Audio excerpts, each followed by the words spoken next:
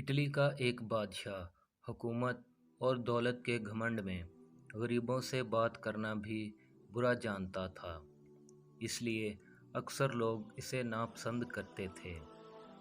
ایک دن یہ شکار میں کسی جانور کے پیچھے گھوڑا دوڑاتے اتنی دور نکل گیا کہ نوکر چاکر سب بچھڑ گئے اور بادشاہ تنہا رہ گیا۔ اتنے میں ایک کسان نے بادشاہ کے گھوڑے کی رکاب پکڑ لی۔ اس کسان کی شکل ہو بہو بادشاہ سے ملتی تھی، فرق یہ تھا کہ اس کی پوشاک اور حالت غریب جیسی تھی۔ اس نے بادشاہ سے کہا کہ میں 3 دن سے حضور کی ڈیوٹی پر بھوکا پیاسا چلا آ رہا ہوں، مگر کوئی میری فریاد نہیں سنتا۔ بادشاہ غریب کو میلے کچیلے کپڑوں میں دیکھ کر یہ کہتے ہوئے آگے بڑھ گیا کہ میں ذلیل آدمیوں سے بات نہیں کرتا۔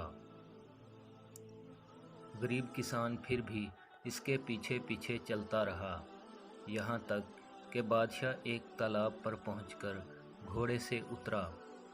اس نے باغ ڈور ایک درخت سے اٹکائی، تاج اور کپڑے اتار کر ایک طرف رکھے اور نہانے کو تالاب میں اتر گیا۔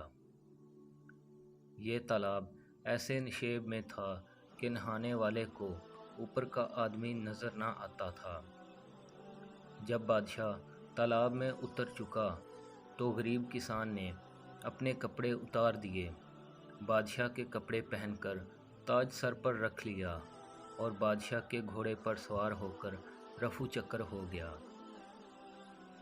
کسان بادشاہ تھوڑی ہی دور گیا تھا کہ اسے شاہی نوکر چاکر مل گئے، جنہوں نے اسے بادشاہ سمجھ کر ادب سے سلام کیا اور یہ بھی بے جھجک شاہی محل میں جا پہنچا۔ اصل بادشاہ تالاب سے نہا کر باہر نکلا تو کپڑے، تاج اور گھوڑا کچھ بھی موجود نہ تھا۔ وہ بہت گھبرایا، مگر اب کیا ہو سکتا تھا؟ ناچار غریب کسان کے میلے کپڑے پہنے اور کئی دن تک فاقے کرنے اور بھٹکنے کے بعد شہر پہنچا، مگر اب اس کی یہ حالت ہوئی کہ جس سے بات کرتا کوئی منہ نہ لگاتا، اور جب یہ کہتا کہ میں تمہارا بادشاہ ہوں تو لوگ اسے پاگل سمجھ کر ہنس دیتے۔ 2-3 ہفتے اسی طرح گزر گئے۔ جب اس پاگل کا قصہ بادشاہ کی ماں نے سنا تو اسے بلوا کر اس کے سینے پر تل کا نشان دیکھا، پھر اس کی سچائی کی تصدیق کی۔ کسان نے اصلی بادشاہ کی یہ حالت دیکھ کر کہا، کیا تم وہی شخص ہو جو دولت اور حکومت کے گھمنڈ میں غریبوں کی فریاد نہ سنتے تھے؟ اسی کی سزا دینے کو میں نے یہ سب کیا۔